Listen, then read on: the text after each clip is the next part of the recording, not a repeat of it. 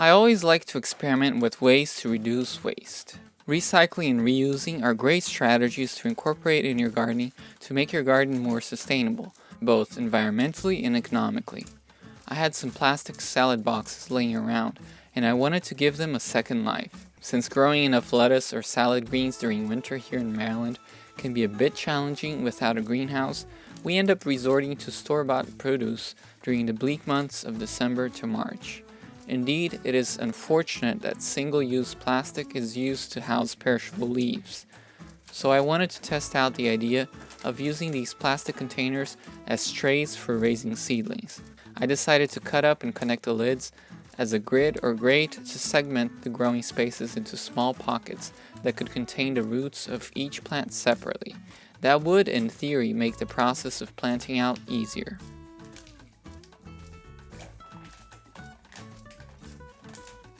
If you have those laying around, reusing them is a great tip if you want to save money and be more sustainable in the process. Of course, you could recycle them too, but I feel that it would be best to reuse a container, especially if that means that you won't need to buy those plastic plant starting trays that flood home improvement stores and nurseries in early spring, when people's intentions of starting their own gardens is at an all-time high. Raising your own seeds is also preferable to buying store-bought seedlings, in my opinion. If you are just starting out and will prefer to ease into gardening by purchasing the nursery starts, that's okay. But as you progress and gain knowledge and experience, I encourage you to start your own. It gives you more flexibility and a wider range of what you can grow.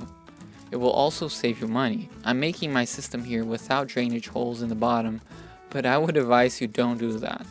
From my years of experience growing plants, I've learned how to water a container without any drainage holes and still have plants thrive. It just takes more experience, but I would suggest you punch holes in your container and use a second container of the same size as the water tray by placing the former inside the latter.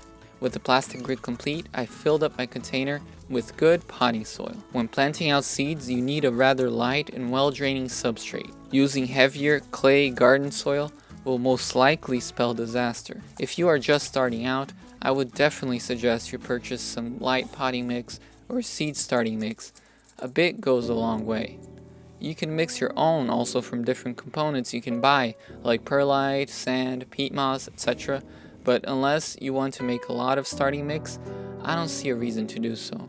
I had pre-sprouted some lettuce seeds using the plate germination method. Using a tool to help me prick out the seeds, I put a sprouted seed into each module, burying the root carefully. You don't have to use this method, especially with lettuce, that germinates with ease. You can simply drop a couple of seeds in each module, water them well, and wait 4 to 5 days for them to sprout. I personally enjoy doing this step. It can be weirdly relaxing. It is also a way for me to know that the seeds are viable and alive. And it usually hastens the process of germination, especially for seeds that have a harder time germinating in the first place.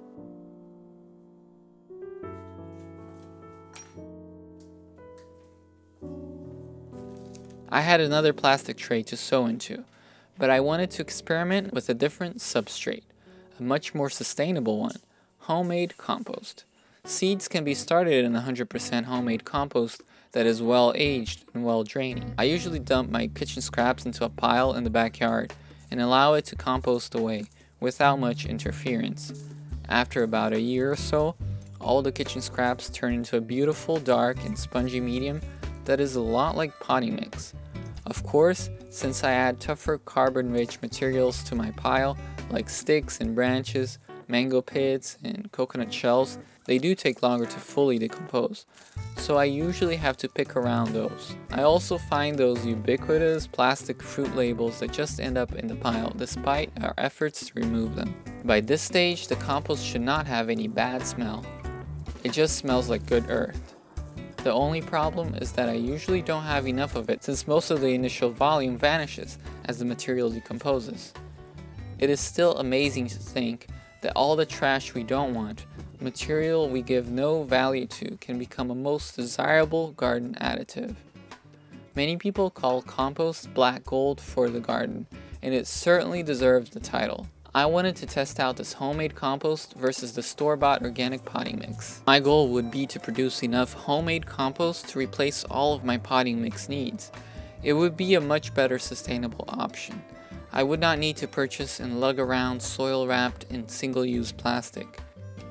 I decided to also plant out this tray with the remaining pre-sprouted lettuce seeds to see which one fared best, the homemade compost or the store-bought potting mix. For me to produce a greater quantity of compost from the material I have in my backyard, I would need a way to finely chop up leaves, sticks, and branches, or I would have to wait several years for those materials to decompose. Using more of these makes sense since I have an abundance because of all the trees in my backyard. While I could use a conventional chipper, at least the small scale ones take time to operate, are loud, and not tremendously energy efficient. I think the large scale ones do a much better job. While I could get an arborist company to dump the tree trimmings in my property, I would still love for there to be a piece of technology that would easily chip branches without using fossil fuels. Coming up in the next block, will my recycled plastic tray work? You will find out right after this commercial. If you enjoy the videos and would like to support the channel, you can purchase an original painting or drawing in my Etsy shop, or become a patron in my Patreon. I had a tray of lettuce seedlings ready to be transplanted. This was actually one I had planted out earlier before I made the ones from the last block, so I had cut the sides shorter as an experiment. The seedlings were just a bit leggy, but I knew they would still produce. While I work hard to make my own seeds and seedlings, the thing I like to see the best is when seeds grow themselves. And I have here some volunteer chicory, and I just love it because it knows when to grow, how to grow, and where to grow, and it usually grows better. So if I could have a garden that was all volunteer plants, that I didn't have to actually do anything other than throw the seeds maybe, or not even that, they reseeded themselves, that would be perfect. But alas, that is not how reality works, unless you want to only eat weed-like species of plants. Some of the most desirable edibles do require a bit of pampering. I cleared out a space from all the volunteer weeds that I had no intention of consuming to provide space for the lettuce to grow. They desperately needed space to sprawl out their roots and establish themselves to pump out beautiful, crispy leaves.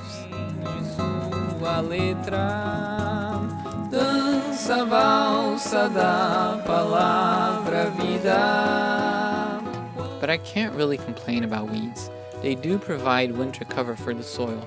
They are in fact preserving soil fertility by doing so. Bashing them is not really productive. They may give me a bit of extra work, but in reality, I should be thankful for their existence. Refletindo a selva mãe, seiva escorre pelos veios seus rabiscos. I preserved the dandelion plants because I do enjoy eating them. Their status as a weed is more of a modern phenomenon, only because of their prolific nature and our unnatural drive for perfect uniform lawns. People used to actively cultivate dandelions because they were considered medicinal. I just love their bitter greens, especially when cooked into a fattier, savory dish with some added acidic ingredient to complement. To plant out my lettuce starts, I just had to tease them out of the pockets separated by the plastic grid. Having the seeds separated does make it easier to transplant them with less potential shock to the plants. That means that the plants can continue growing as soon as the root ball is buried in their new home, lessening the risk of leaves wilting. If you cut a substantial part of root network from a plant as you transplant it, the remaining roots will have to scramble to find available water to pump out to the leaves. If sunny weather dries up the first few inches of soil, that can spell out death to your plantlet. Conversely, if you maintain a large portion of the root ball intact, the plant will hardly feel any stress in their new home, especially if it was properly hardened off to tougher exterior conditions.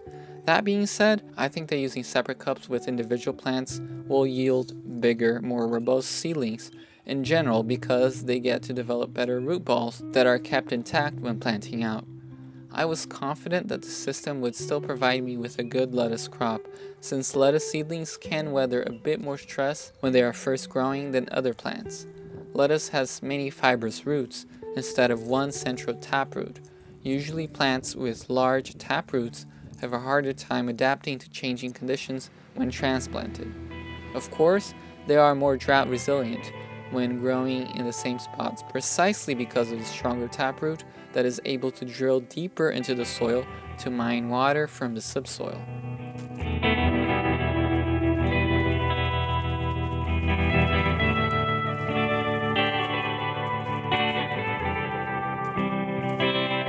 After planting out my seedlings, I made sure to cover the soil with dried up evergreen leaves I was using as mulch. This would help my seedlings so they would not dry up completely, diminishing the risk of transplant shock.